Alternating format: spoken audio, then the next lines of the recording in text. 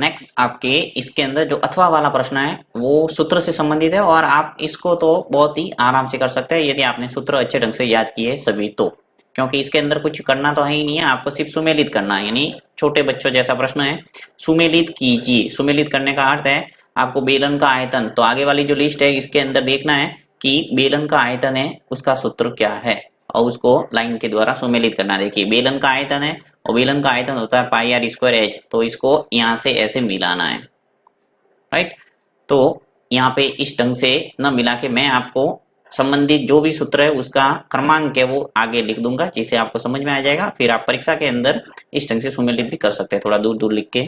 यहाँ मैं करूंगा तो आपको समझने में दिक्कत आएगी, इसलिए मैं यहाँ पे संबंधित का क्या करता हूँ, नंबर है वो आगे लिख लूंगा, ठीक है। तो बेलन का आयतन, तो बेलन का आयतन है ये पाई आर स्क्वायर एच, क्या है पाई आर स्क्वायर एच, याद रखना है आपको, बेलन का आयतन का सूत्र है ये। तो यहाँ पे मैं लिख लेता हूं एफ, ठीक है। उसके बाद वृत्त का क्षेत्रफल, और पूरे वृत्त का क्षेत्रफल सभी जानते होंगे पाई आर स्क्वायर होता है, ठीक है। तो इस लिस्ट के अंदर देखना पाई आर स्क्वायर क्या है, कहाँ है पाई आर स्क्वायर, ये रहा ए, तो यहाँ लिख लो ए।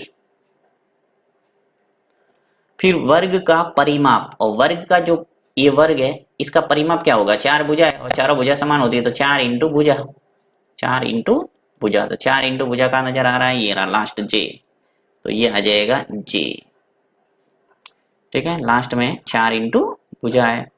उसके बाद में बेलन का संपूर्ण पृष्ठीय क्षेत्रफल, और बेलन का संपूर्ण पृष्ठीय क्षेत्रफल होता है 2 पाई आर आर प्लस एच, या फिर एच प्लस आर, कोई भी कह सकते हैं।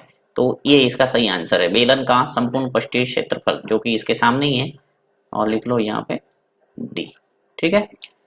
नेक्स्ट है पांचवा, घन की भुजा, और घन की भुजा का जो सूत्र है वो है ये एच आई, ठीक है। ये एक तरह से 3 लिखा हुआ वो एक घनमूल को दर्शाता है, तो घन का आयतन उसका घनमूल है, ठीक है। तो यहाँ पे मैं लिख लेता हूं आई, क्योंकि हम जानते हैं कि जो घन का आयतन है वो क्या होता है, भुजा इंटू भुजा इंटू भुजा, यानी भुजा की घात 3, तो भुजा निकालेंगे तो क्या हो जाएगा, आगे वाले घन का आयतन क्या क्या हो जाएगा, घनमूल निकालना पड़ेगा। यानी जब वर्गमूल ऐसा लिखते हैं तो उसको बोलते हैं वर्गमूल, और उसके अंदर छोटी से 3 लिख लेते हैं उसको बोलते हैं घनमूल, ठीक है, ये ध्यान रखना है। अब देखो यहाँ पे गेंद के पृष्ठ का क्षेत्रफल, गेंद किसके आकार का होती है, गोले के आकार की, तो गोले का पृष्ठीय क्षेत्रफल निकालना है, तो गोले का पृष्ठीय क्षेत्रफल क्या होता है 4 पाई आर स्क्वायर, कहाँ है 4 पाई आर स्क्वायर, ये रहा एच, तो ये आ जाएगा एच। फिर वृत्त का व्यास, और वृत्त का व्यास क्या होता है, त्रिज्या का दुगना, यानी 2 इंटू त्रिज्या, तो ये आ जाएगा ई।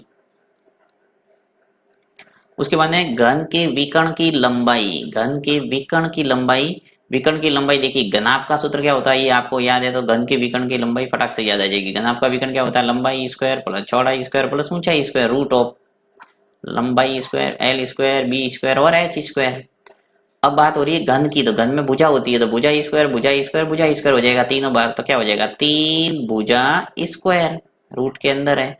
अब भुजा स्क्वायर है तो भुजा तो बाहर आ जाएगा, तो भुजा और रूट 3 है वो अंदर रह जाएगा, तो भुजा रूट 3 का है ये रहा सी, तो इसका जो सही आंसर है वो क्या हो जाएगा सी।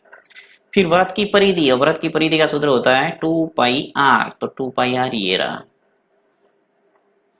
बी, ठीक है। और गोले का आयतन, गोले का आयतन होता है 4/3 पाई आर क्यूब, ये जी, तो यहाँ पे आ जाएगा जी। तो इस ढंग से यदि आपने सूत्र याद किए तो आप हंसते हंसते 5 नंबर है वो प्राप्त कर सकते हैं। इसमें कुछ ज्यादा रिटर्न वर्क नहीं है, आपको सिर्फ सुमेलित करना है, 1 मिनट लगेगा यदि आपको सूत्र याद है तो, और 5 नंबर आ रहे हैं 1 मिनट के अंदर। और अगर आप रचना वाला प्रश्न करेंगे तो उसके अंदर कम से कम आपके 5-6 मिनट लग ही जाएंगे, क्योंकि जब रचना के चरण वगैरह सब लिखेंगे और प्रैक्टिकल जब माप के करेंगे तो उसमें टाइम लगना ही है, तो टाइम की बचत करना है, तो इस प्रश्न की तैयारी करें, ये जल्दी हो जाएगा और इजीली आपके 5 नंबर आ जाएंगे।